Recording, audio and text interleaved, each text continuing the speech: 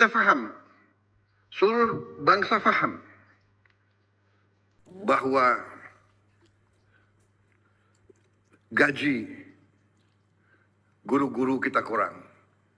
Kita paham bahwa lapangan kerja kita kurang. Kita paham masih banyak kemiskinan ekstrim. Kita paham, ini semua masalah kita paham. Kita mengerti. Justru ini yang kita dipilih, diberi mandat untuk kita selesaikan. Kita paham ada ketimpangan di masyarakat kita.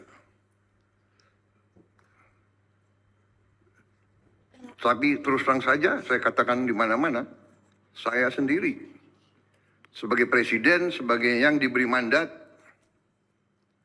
bersama saudara wakil presiden, kita disumpah, saya sendiri tidak menduga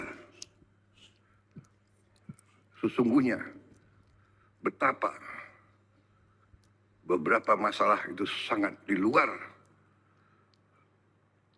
perkiraan kita. Terjadi suatu distorsi terhadap perekonomian kita. Telah terjadi mengalir keluar kekayaan kita secara signifikan. Ribuan triliun, ratusan miliar dolar tiap tahun dengan praktek-praktek under invoicing, pemalsuan laporan. Under invoicing adalah pemalsuan laporan perdagangan. Praktek-praktek transfer pricing, praktek-praktek penyelundupan, hal-hal yang sesungguhnya sungguh tidak masuk akal dan sesungguhnya tidak adil bagi bangsa kita. Dan ini bukan data dari kita, ini data internasional, ini data dari lembaga-lembaga internasional, ini data dari PBB di antaranya. Tapi seluruh bangsa sudah merasakan, semua pelaku ekonomi sudah mengerti hal ini. Di dalam negeri dan di luar negeri, semua tahu. Negara penghasil kelapa sawit terbesar di dunia sempat berminggu-minggu hilang minyak goreng. Sesuatu yang tidak masuk di akal. Saudara-saudara.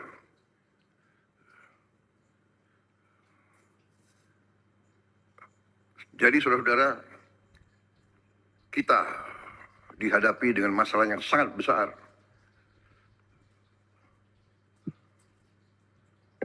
Dengan masalah yang vital. Kalau ini kita biarkan, kalau kebocoran ratusan miliar dolar kekayaan Indonesia dibiarkan terus keluar, kita bisa bayangkan nasib bangsa kita seperti apa. Karena itu,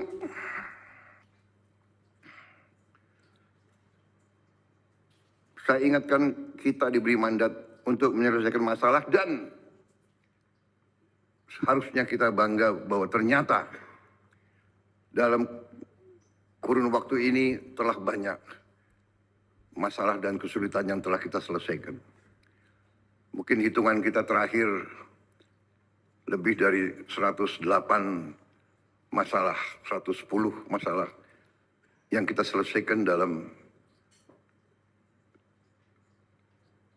1 tahun lebih 18 bulan pemerintahan kita.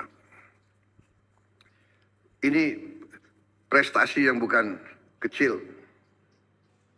Kita rendah hati. Kita tidak mau menupuk-nupuk dada.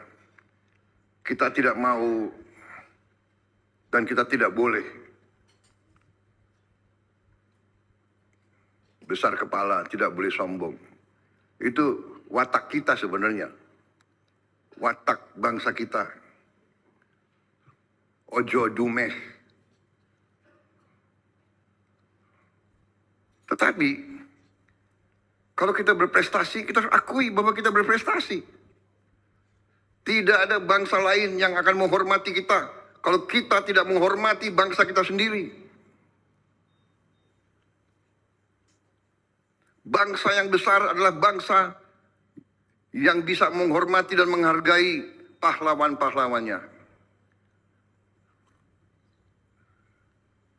Bangsa yang besar adalah bangsa yang bisa memahami kesulitan dan tantangan yang dihadapinya, tapi juga bisa menghormati dan menghargai prestasi yang dia capai.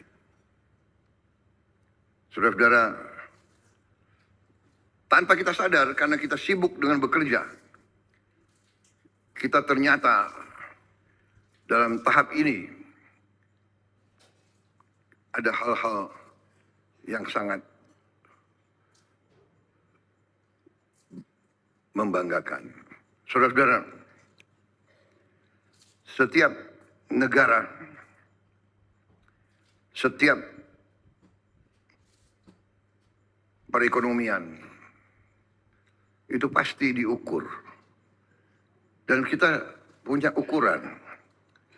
Kita bertanya, apakah bangsa itu bisa memberi pangan, memberi makan untuk rakyatnya? Itu yang paling mendasar. Untuk apa kita merdeka? Untuk apa kita punya NKRI? Kalau kita tidak bisa memberi yang paling dasar dari sebuah peradaban. Yang paling dasar adalah makan, pangan. Kalau ada orang-orang pintar mengatakan bahwa ada yang lebih penting dari perut yang lapar, ya saya persilakan, saudara-saudara. Yang saya tahu dari sejarah ribuan tahun peradaban manusia, tidak ada masyarakat yang bertahan tanpa pangan. Punah. Peradaban punah. Kalau tidak ada makan. Untuk menjamin pangan, perlu air. Perlu lingkungan yang dilestarikan. Perlu lahan yang subur. Perlu kebijakan yang benar.